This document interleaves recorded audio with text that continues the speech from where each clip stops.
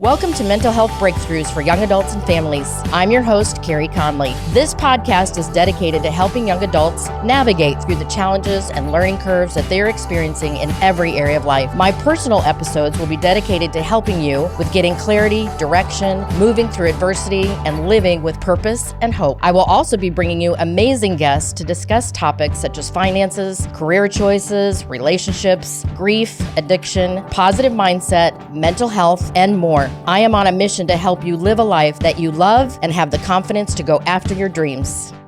Hi, everybody. Thanks for listening to this episode of Mental Health Breakthroughs for Young Adults and their Families.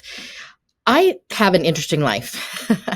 And what is so interesting about my life is that I put myself in rooms with people that are just big thought leaders doing amazing things in this world of all ages, of all backgrounds. And some of these people I've known for a really long time. But my guest today, I just met less than a week ago and was so inspired by this man. I had to bring him on here to the podcast and also asked him to create a masterclass on developing your mental toughness for my Business Victory Academy, which we're going to talk a little bit about throughout this podcast. But I'm so honored to have you here, Robert, and I'm so glad that we have met. So thank you for being here. Sure, my pleasure. Good to meet you too.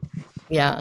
So Robert Owens, you guys, is a speaker. He's done a lot of things, and we're going to touch on some of those things. He's a speaker, author, but most especially right now, he is taking his time to teach and pour into young adults with their mental toughness, specifically with regards to if they're an athlete, because he is one of the most world-renowned athletes there are out there. And we're going to touch on a little bit about that too. But I just want to know, Robert, and just tell us a little bit about your life story here. What inspired you to go in this direction of mental toughness and teaching and talking on it? You know, I think it's from my personal life of going through struggles and finding ways to win and to come through them. And, you know, you either deal with your issues or your issues will deal with you. Yeah. And I had a lot of issues growing up. And so either I could finally deal with them or they were going to take me out. They were in my head and they were lying to me all the time, trying to steal any kind of dream or hope that I had. And so we call that a mental virus. I had a mental virus. And people told me, you know, if you don't change your thinking, if you don't change your lifestyle, you won't make it. I mean, I crashed 3 cars. I'd been in jail. You know, I was out there. I thought the wilder you got, the more fun it was. And I got burned up in a lifeguard bonfire. I was, a bunch of guards on the beach showing off for girls, got drunk. We were jumping bonfires and skinny dipping in Laguna Beach. And I jumped over the fire and another guy jumped over the fire at the same time. We couldn't see each other because the black smoke was so thick. Okay. And we landed in the middle and he landed on top of me and I landed in the bonfire sizzling like one of the hot dogs. And I couldn't get out of the fire because he was on top of me and he rolled finally off of me. And then I had to get out and I stuck my hand down in the coals to push myself out of the fire. And I was cooked from my chin down to my belly button, my arms. And I was an athlete at the time, getting ready to go to England and row on a varsity team in Carey.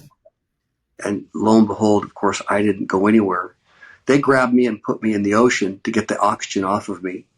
And then they said, we're going to have to make a run for it, Robert, to get you to the hospital because we were guards, lifeguards. We knew what we were doing. And I was cooked, but once I got out in the oxygen, it was going to really hurt. Anyway, they got me out, carried me to the car, took me to the hospital. When my dad came at 2 a.m, he said he could hear my screams from out in the parking lot. Wow. And that sort of was the last wake-up call of getting drunk and having fun and being stupid. And some guy said, you want to change yet? And I said, it sure was fun, but God, it hurts. Yeah. And I said, you know, dude, you're so screwed up. You have so much talent and you have so much ability, but you just got snakes in your head. And are you ready yet to get those snakes out of your head and change the way you live, the way you think. And I was desperate. I said, what do I got to do? And those guys were pararescuemen, Air Force Special Ops Pararescueman, 2 guys who were also reservists. They're over at Luke Air Force Base in Tucson. Anyway, they said, you need to come in the military and grow up. And if you like rescuing, I had my first person die at my arms at 15 and a half at the pier at San Clemente. And I had my second person die at 16 at a beach called Aliso. Lady washed off the rocks, and I got her, and she was done. And, you go to school on a Monday morning, they say, where's your English paper? And you say, you had a tough weekend. And they go, I don't care. Just, did you get your homework done? Because you didn't process, they didn't care about your mental health. They didn't say, how do you feel? Right. They just say, suck it up, get over it. Did you get your work done? Yeah. Anyway, these guys said to me, and I don't need to go into the backstory of, you may ask that later, but my growing up pain, but they said, we want you to stop everything that you're doing for 6 months and train with us. And so I said, I'll do it. No girls, no weed, no booze, no parties. I'm just going to focus. For the first time in my life, I'm going to actually focus and let people develop me. Yeah. I had to submit to authority and say, you guys, I trust you. I don't have faith in me, but I have faith in your faith in me. And if you see something in me that I don't see, I'm going to believe for it. Yeah. And so for 6 months, I hid. I mean, people said, what are you doing? Where'd you go? What happened to you? I'm fine. Why aren't you? We don't see you on Friday night, Saturday night. No, been there, done that, got the T-shirt. I'm focused on, you're focused on going in the military? Are you crazy? Middle of Vietnam, are you sure? I'll go, no, I'm really sure. I'm going to go save lives. I'm going to be a pararescueman and save Navy SEALs and Army Rangers and jump out of planes and scuba dive, mountain climb. I'm going to go for a fun, different life. And they said, that's stupid. And I said, yeah, I know. See ya. Bye. Well, they saved your life, Robert. I mean, seriously. But this decision that you made to go in that direction is commendable, because you could have said, yeah, no, this is too hard. We all could find excuses if we want them. Right. Sure. Yeah. You may say it's commendable, but to me, it wasn't commendable. It was, if you're desperate enough, right, you'll do whatever it takes. And when I work with people, most of the people I work with are not desperate enough to want to change. Yeah, this is so true. But I was desperate to say, I need to get out of town. I need to change friends. I need a new way of thinking. I need to get back on a team where there's discipline. Right. And someone was telling me what to do. I knew that I had a personality that was good on a team, but I wasn't good left by myself. Left by myself, I would wander. Yeah. And would just get into the wrong things, hang with the wrong people on one wrong Friday night or something, Yeah.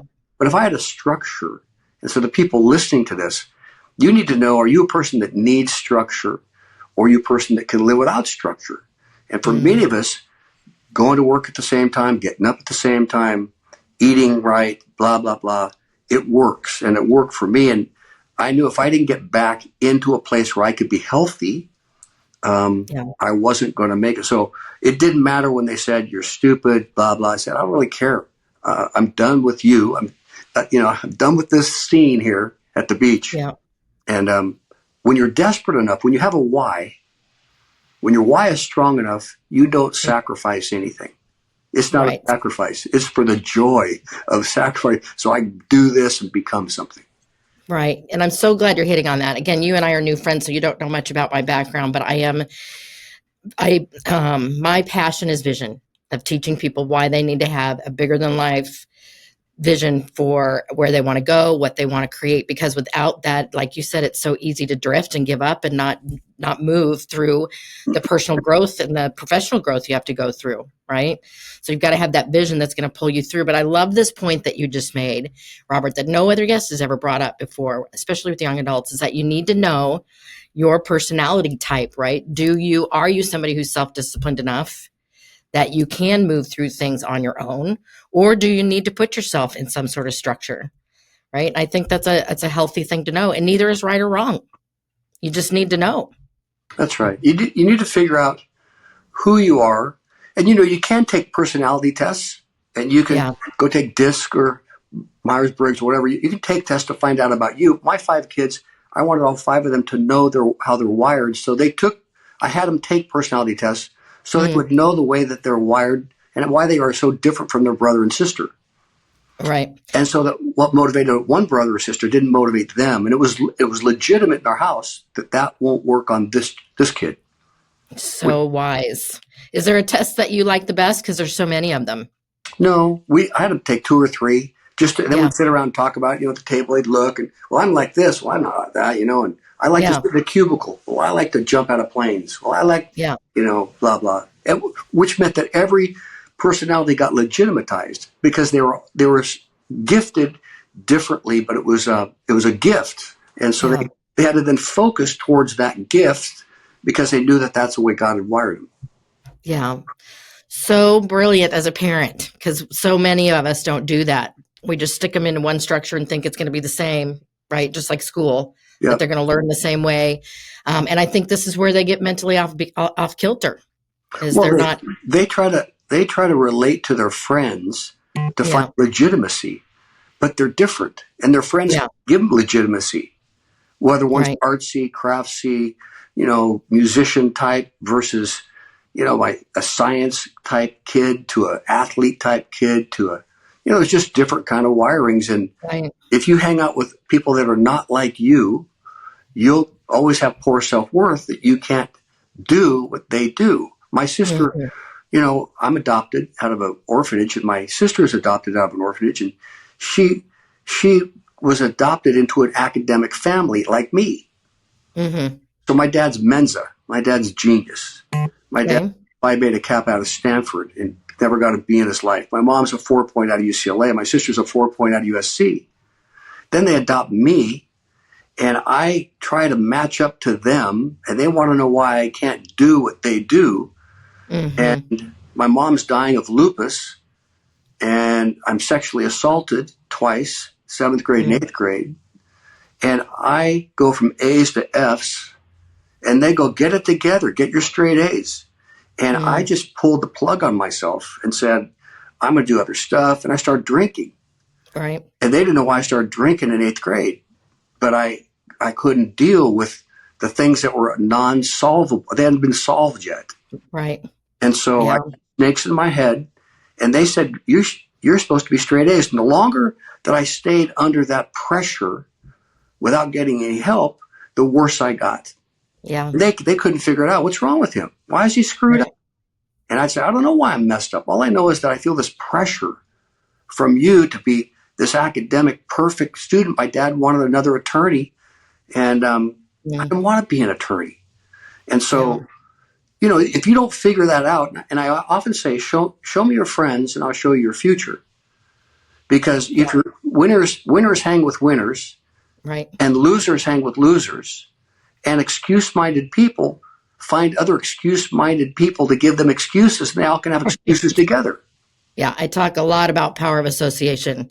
When I do the vision work with people that I do, we talk a lot about what I call the front row. Who's in your front row? Yeah. Meaning the only people should be in your front row, meaning they get a lot of access to you, both physically, mentally, emotionally, are the 9s and 10s, the people that lift you up, encourage you, believe in you. Yep. And I'm guessing, and then I want to talk about a little bit of how you work with kids right now and their mental toughness, that your experience growing up, Robert, is why you were so passionate about helping your kids find their own path. You bet. Yeah. I think that's amazing. We know as parents, but we also know as kids that there's certain things we're attracted to and certain things we're not. Mm-hmm. And some things are socially acceptable and some things are not as acceptable. Right. So if you have a passion for something that doesn't seem to be big in the high school or big in the junior high, like, oh, that's really great. Oh, you do that. That kind of thing. Then that thing weighs you down until you can figure out who you are. Yeah. So I love working with high school kids, university kids, and say to them, what snakes do you have in your head? And they go, I don't know. And I go, yeah, you do. Like, there's no perfect person.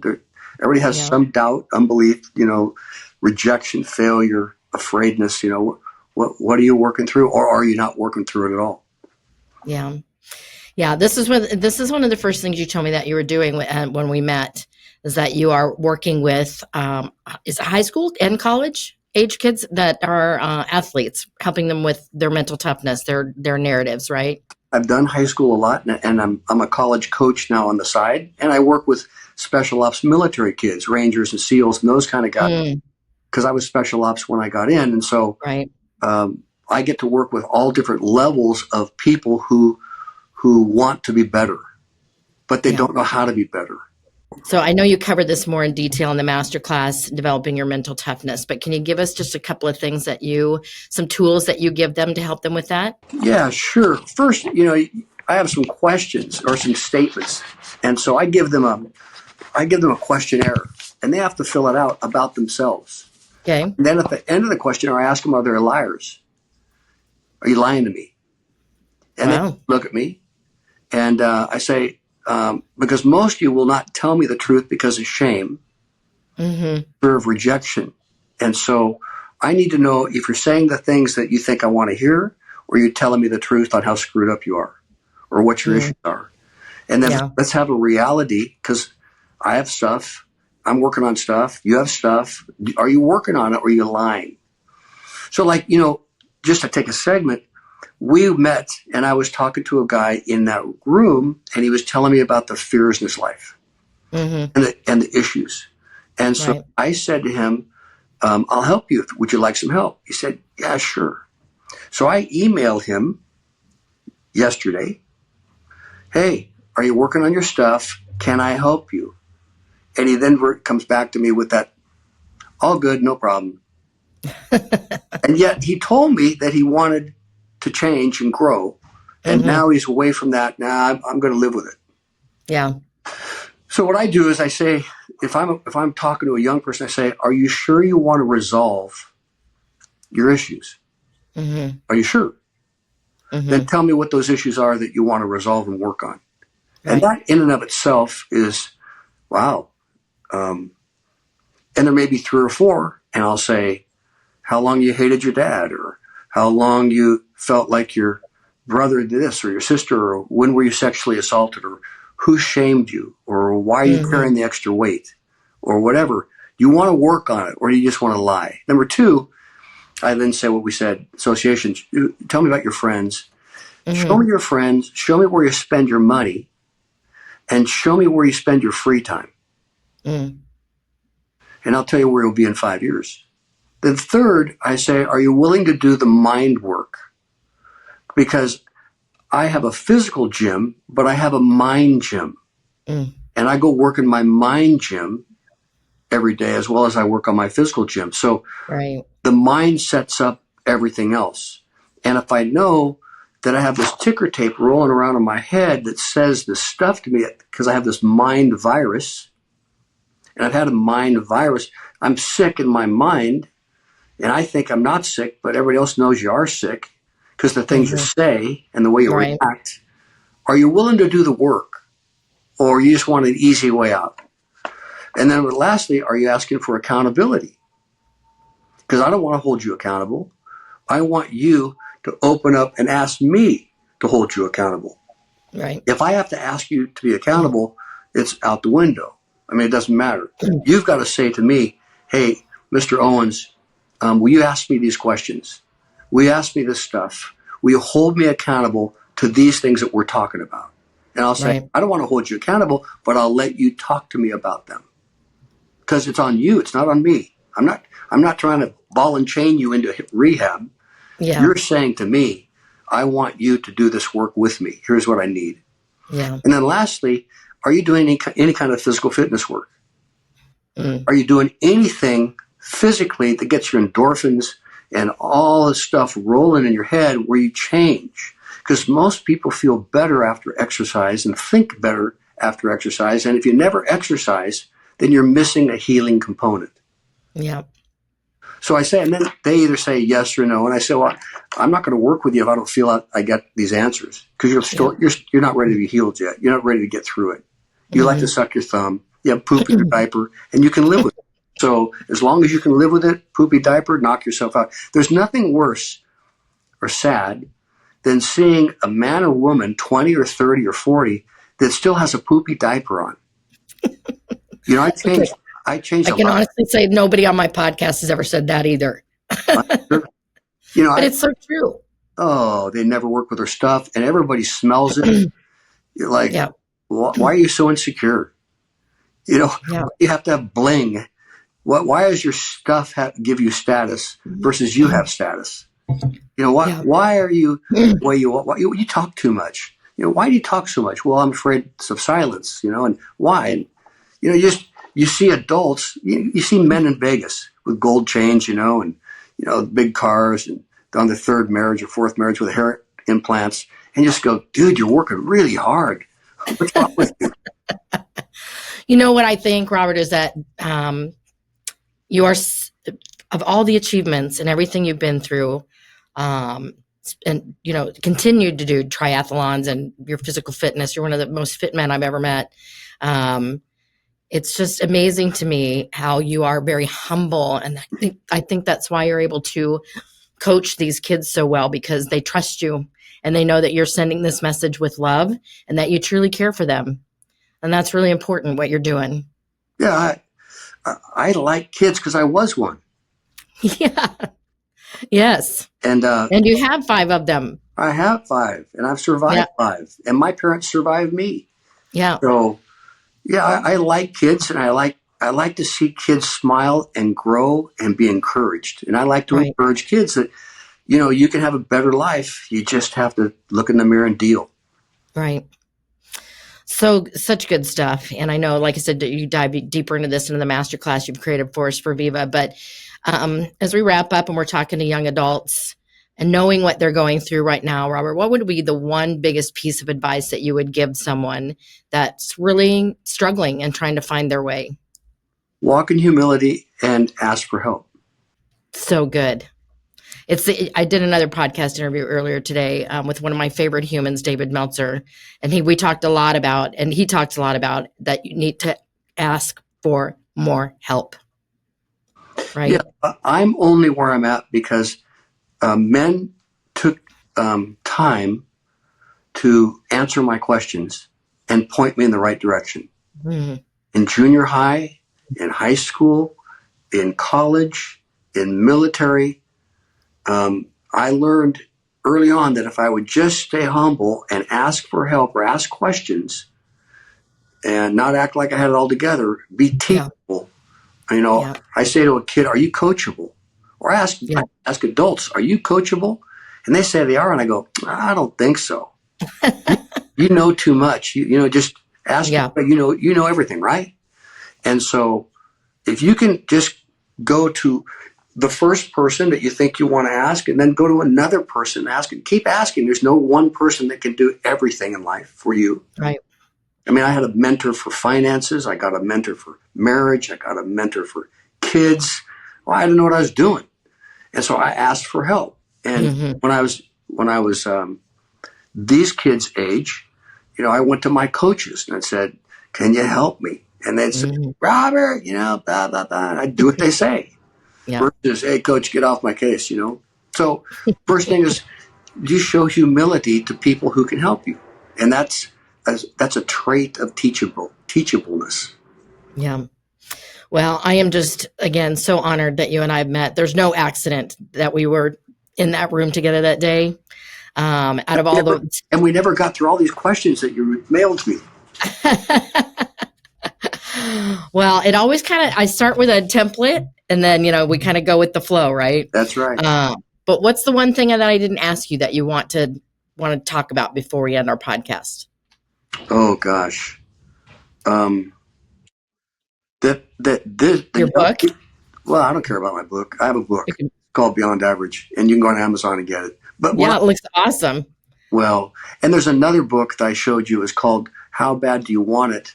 Yeah. Mental Toughness. The point is there's a PhD thesis that there's a different chemical released in your mind from mental pain and a different chemical released in physical pain.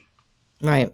So that the mind goes first. It quits first. And then if you get to that pain threshold, then you go into another zone of where your body's hurting and it says, protect me, quit, because you're hurting me too much. And then when you get through that, those two, then you get into a flow state where your mind's not hurting, your body's not hurting, and you're in the zone. And I teach special ops military guys and athletes how to get through, oh no, it hurts, get over it. And then I'm hurting. It's cool, you won't die. And then we get them into a place where we redline them with athletic ability, and they think they're going to pass out or die. And then they go past that. I teach them how to go, and then they get in that place. Yeah. And so I think, I don't know, that's one thing that if we got in the master class, we talk about something like that. Yeah. Yeah. Well, I look forward to people learning in the master class more about that because it's fascinating. And it's definitely what people need to understand is that they can push through anything with a big enough vision, the drive, being coachable, and learning what you're talking about right now is how the body and the mind really work. Yes, it is. Yeah. Well, you are amazing, Robert, and I will have you back on here again. But I just, again, want to thank you for being a part of my community. The other thing that I want to encourage young adults, and I know you do too, is that you need people. You need a lot of people around you to help you push through.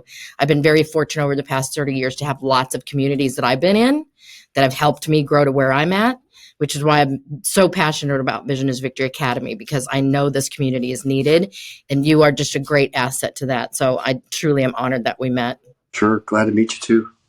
Thank you. And what I would like is for all the people that are listening to this podcast to now contact you and tell you what they got from this podcast so you can get some feedback. So you can't listen to this unless you're going to give this feedback now. You have to go back now and tell Carey what it was that touched you or meant something to you. That'd be helpful. Yeah. Thank you.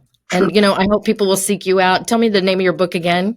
Beyond Average. Yeah, I saw you sent that to me and I'm like, okay, I got to get that. So I'm glad that you mentioned that because it sounds amazing. Well, it was my life in mediocrity and in averageness. It takes nothing to be average. Everybody can be mediocre.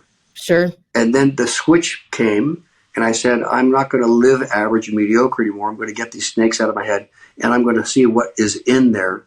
And all of a sudden, the whole new world opens up that I thought I was dumb and I wasn't dumb. I thought I was gifted and I was gifted, but my head was lying to me. Right. Yeah. We talk a lot about that here on the podcast. And when I coach, I talk a lot about what's going on. What are you believing that we need to change? Right.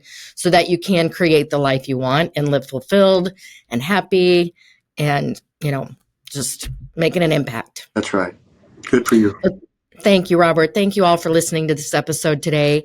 I'm just here to keep reminding you to keep looking up. Design the life you've always dreamed of with Viva, Vision is Victory Academy. Join us and discover how to transform your vision into victory. Whether you're seeking clarity, resilience, or a path to personal growth, Viva is here to guide you every step of the way. Don't wait for life to happen to you. Make it happen with Viva. Sign up today at visionisvictoryacademy.com and take the first steps towards a life of purpose and passion. Your future self will thank you.